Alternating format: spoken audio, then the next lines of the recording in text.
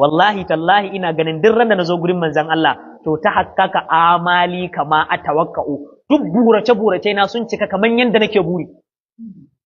Sai da kuma yana munajati, Muhammadu khairul alamin wasilati, ya annabi Muhammadu ya mafi alkhairin halitta, ya wasilati, ya tsani na. Yau kai bako, ataka kadiman, yau ga nan wani hadimi ya zo gurinka ya rasulullahi,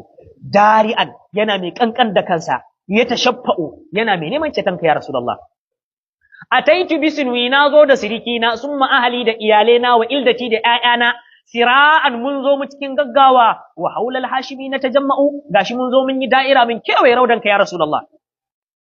Sa'annan wakal fi jumu'un yantamuna li hizbikum ya rasulullahi, ba zan manta da wasu jama'a tari guda ba a bayana,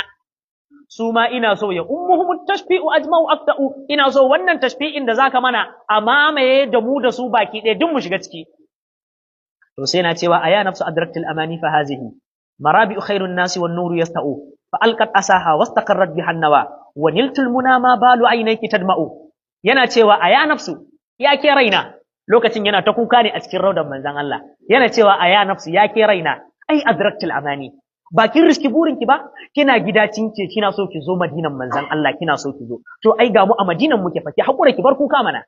Adraktil amani fa hazihi marabi'u khairun nasi, ga nan gidan manzon Allah din fa, ba ga gidansa ba, wan nuru yasta'u, ga haske na haske